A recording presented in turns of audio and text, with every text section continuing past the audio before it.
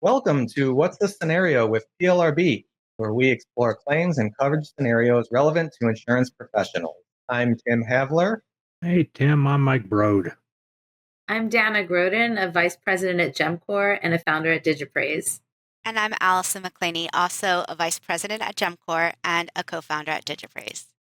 Ellie and Dana, great to have you back for another episode. And this week, what's the scenario?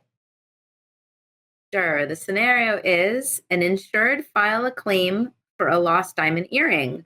The stud and its mate were scheduled as 1.00 carats each with eye color and SI clarity for $8,000. Her insurer asked Gemcor to create a match. When we received the mate, we ran our standard test and found something unexpected. The What? diamond wasn't natural, it was lab grown.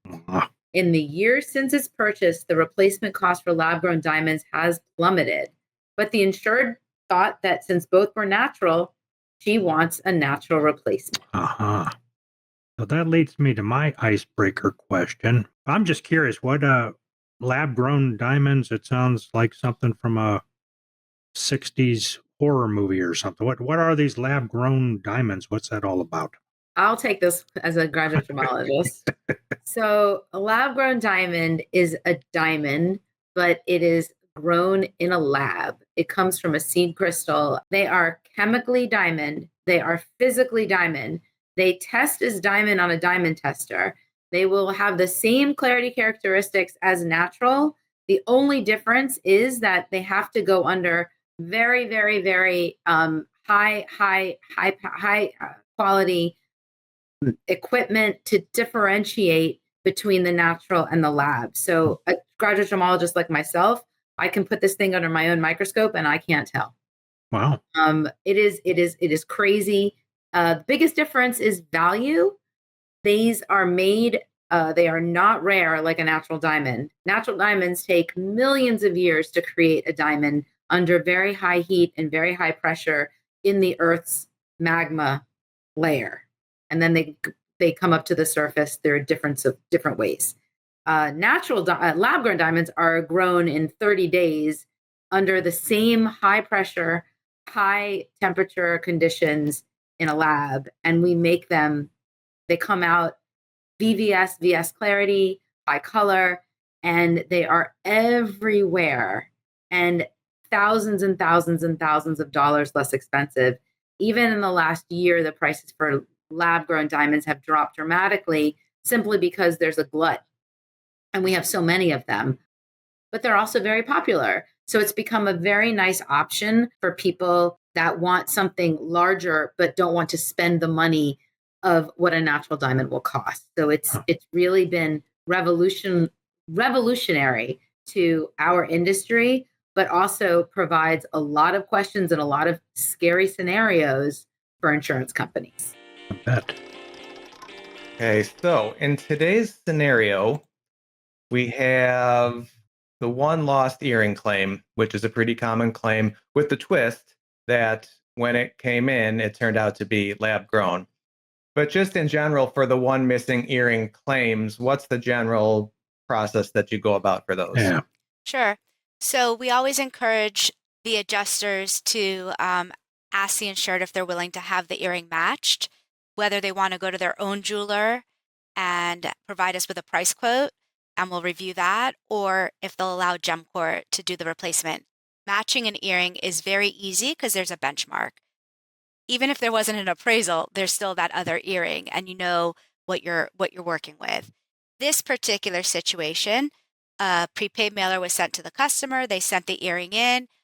Routinely, we open it with filming it. So we take a measurement of the stone because a lot of times the appraisals are not accurate. The certification that an appraiser needs to have doesn't exist.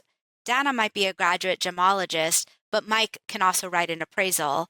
There's no governing body there. So unless somebody's trained to look at the credentials, they don't know the difference between Dana's opinion or Mike's. So a lot of appraisals overstate. There's no harm on the jeweler's part in doing that. So we take the stone in, we measure it, because when we take it out of the setting to match it, and put it on a scale, it might not weigh what it's supposed to weigh, and that measurement is our gold standard there. So measure it, we test it, we take the color and clarity according to our opinion. Our testing on this particular stone revealed lab grown. And I'll take you through the rest of the scenario if you want to know how this one wound up, because this is an interesting thing. If we proposed to the insurance company what the price difference was. This was a 1 carat SI1 diamond in natural would cost X amount. Data was at 4,000. I'm ballparking, right? In lab grown, it was about 500. So you have a customer that if we replace it with new mountings, you're under $1,000 or you're at 4,000 for natural. So suddenly the insurance company got very concerned. Well, how did she even have this appraised at 8,000 if these were lab grown? A little digging, her original appraisal did say lab grown. Underwriting dropped it when they typed it into her deck page because there no training on this. No one in the insurance industry was aware of how important that one word was 2 years ago, 3 years ago. It's just now becoming conversation. So they were lab grown and the customer really paid 8,000 because at that time, that was the right price. So now does the insurance company force her to do lab grown, or do they do right by her and give her half of the coverage because she had been paying premium for 3 years? Yeah, there's a huge premium difference. Now, if she would have taken it to my appraisal shop, I would have said the LG stood for lifetime guarantee, and that's my commitment to my customers. Yeah, but if you didn't come every 3 months, that lifetime guarantee is no longer valid. Oh, They void that. They void that. They, right. So are there ever appraisal reports? You said this one did mention lab grown. Are there ever appraisal reports that leave out stuff like this? we hope not. We hope not. We hope that everybody's ethical and above the line and writing all the important details in. When it isn't there, it's like Ali said, it's a typical underwriting issue where they'll just put on the deck page earrings and leave it at that, and immediately not have enough information. And then sometimes the actual appraisal or bill of sale, for example, maybe the insured turned it in to her agent, and that is now on the wayside. So it all in appraisal data is very, very important. But nowadays, when people are purchasing lab, it's on the receipt. LG, it's there, and we can tell now where pricing is if something was purchased as lab grown, because a pair of 3 carat total weight diamond earrings, they're not going to cost $2,000. They're going to cost $25,000 if they're both 1.5 carats each. But if it's a lab grown pair, yeah, they're 4 carats total weight, 3.5 for 2,000. Yeah, pretty much guessing that they're lab grown. So we are able to kind of, sense that out. But another option that Ali is mentioning, going to Tim to your question, is what is the insurance company's policy on one of 2 earrings? Some companies just automatically want to pay out for a pair and don't give the option to the insured, hey, we can match it. Let's match it for you. It'll save the insurance company money by only paying for one. And a lot of the times, almost all the time, a diamond stud can be matched. Doesn't have to be replaced. And this goes to if the person is underinsured as well for the pair, right? A lot of the times nowadays, if someone has an old appraisal that hasn't been updated, they'll be underinsured for what a pair would be. And the insurance company might not even offer them the opportunity to replace just one. And then they'll get paid $7,000. They'll surrender the remaining earring and not have enough money to replace with like kind again, which would be sad. I will say I've had a few scenarios where an insurance company had agreed value, paid out for the pair, and then automatically reached out to Gemcor to collect the salvage because we handled the salvage for the company. We collected the earring, tested it, and it was lab grown. and now the recovery is minimal, and they had already closed their claim. So we do say to a lot of our carriers, let us collect the earring first and make sure that the customer's sending in what they've insured. In one of the situations, the customer had a lab-grown pair for travel, had a natural pair that they had insurance on, assumed what they lost was their natural pair, filed a claim, sent in the lab-grown, but guess who still had the natural pair at home? Because they didn't realize they were wearing their lab-grown pair. Uh-huh. So now there was a no claim. But so it sometimes that does happen. A lot of people are owning lab-grown jewelry as travel jewelry, as gym jewelry. So it is getting mixed up with their regular collection. I'll add one more thing to the scenario, because the lab-grown market is so large now. What I do often when I have a claim, especially if it's a missing earring from a pair that was lab-grown or a lab-grown diamond from a ring, I'll go back to the original source that sold the pair, and I'll get a quote from that original jeweler that sold the original pair. And this is what I could do as a consultant for my insurance companies, as a jewelry consultant. So we'll make sure that that person knows that, okay, that same pair of earrings, or that same pair of earrings that they paid 4,000 for or 8,000 for in 2001, that same jeweler can replace that same lab-grown diamond today for $1,000 or less.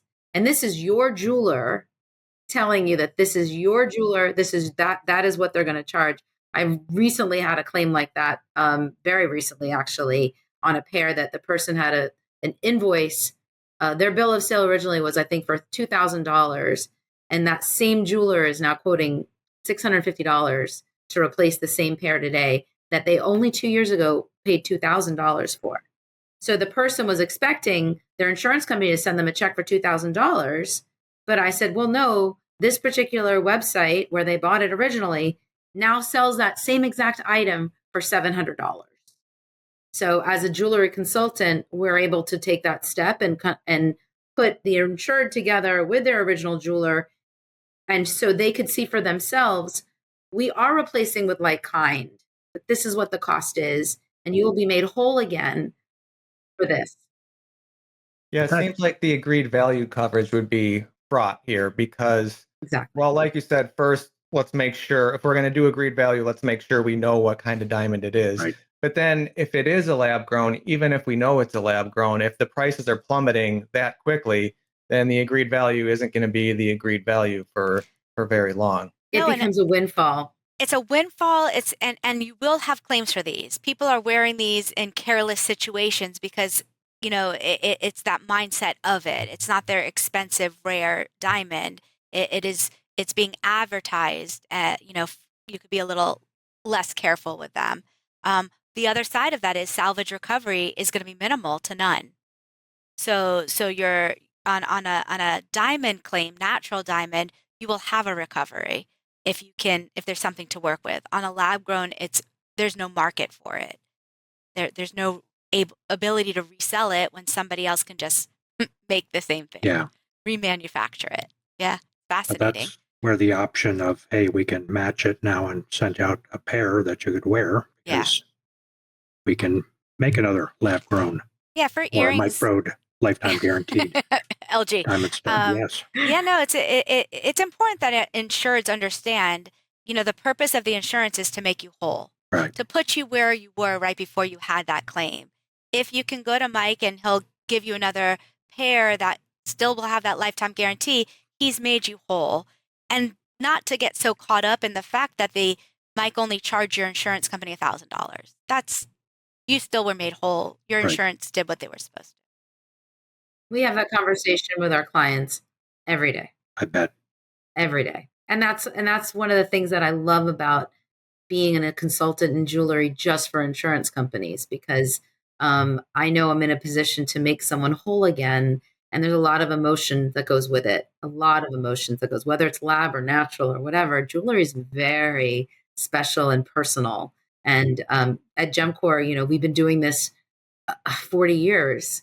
I've been doing it myself over 25. And Every single person that comes through has their emotional attachment to their jewelry, and they just want to be made whole again. But they also see dollar signs sometimes, and they want to make sure that what they're getting is going to make them whole again. Right. And that's a conversation that's really helpful for adjusters to know that, hey, if you have a replacement cost policy, we can pay you up to the limit, but it may be lower, and this is we're going to replace to the letter what your appraisal says. It's interesting because we used to have this discussion back in the day, anything that was technology driven. So I had an example of a claim. It was a VCR, if you remember what VCRs were back in the day. Not that, it was like young. Yeah, it was like a 2-head versus a 4-head, and they were very expensive when they first came out. And then you could buy that same one a few years later, much cheaper than you could have when they originally bought it. Yeah, I can remember getting into an argument with an insured because I could replace that exactly same VCR for like $300 cheaper. No, I want the one that's the same dollar amount, and it's even much better. It is better. That's it. That's right. It's almost value added. Right. Lab grown, they've improved it so much that you can almost give them whiter, cleaner for the same quote. Yeah. Yeah. Very good. Okay, I think we're ready to move on to the key takeaways. Yay. So, Allie and Dana, what can we take away from this scenario? I think the conversation needs to keep going on lab grown at the carrier level. I think that they're becoming more common. As Dana said, 50% of sales are lab grown, but we're also seeing the drop in pricing. So carriers need to take a closer look at the type of policies they're selling and what they can do to make sure that they're not exposing themselves on this lab grown type of policy. That the importance of collecting the one earring or encouraging the replacement of one. The dog agrees. Also, it's again that good communication and that testing equipment at a jeweler or a trusted partner because it's important to know what you're working with. Yeah, and I also want to add that I think communication is really important. Communication with the insured, with the carrier, getting good data, getting bill of sale, and having that available at the ready will be crucial when it comes to the lab grown market in general. But Allie's right. I think this is definitely a gray area for insurance companies. But to start communicating and have plans in place when these type of claims do arise. And Mike, where can an adjuster go to learn more? Well, once again, please reach out to Gemcor. They'll help you, but we can help you with some stuff too. I'm sure Tim would love to check out his policies that he carries around in his pocket to read about your parent set clause or what's replacement cost, what do we owe here potentially. We can help navigate policy stuff, so reach out and ask us. On the education side, we have some of those communication things we're talking about, and soon we're going to have a new module on handling difficult, challenging claims and difficult circumstances with people and having some of these conversations with folks and what happens on both sides and how we can reach a wonderful agreement. So check us out at plrb.org. We have fantastic stuff there 24/7 at your fingertips. Tim, will you add all that other than my other rambling? Will you add some of that to the show notes out there to help people? I will leave in the rambling and add all that to the show notes. Excellent. And there you'll also find a recap of the key points from this episode and links to our social media. Don't forget to subscribe and rate us. And please give us a call at 630-509-8704 and leave a voicemail to share your adjuster story. Ooh, wouldn't you love to be part of this What's the Scenario podcast? Come on, people. Give us a call. And with that, we will see you next time. Yay. Bye, everybody. Bye. Hi, thanks for having us. The views and opinions expressed in this resource are those of the individual speaker and not necessarily those of the Property and Liability Resource Bureau, its membership, or any organization with which the presenter is employed or affiliated. The information, ideas, and opinions are presented as information only and not as legal advice or offers of representation. Individual policy language and state laws vary, and listeners should rely on guidance from their companies and counsel as appropriate.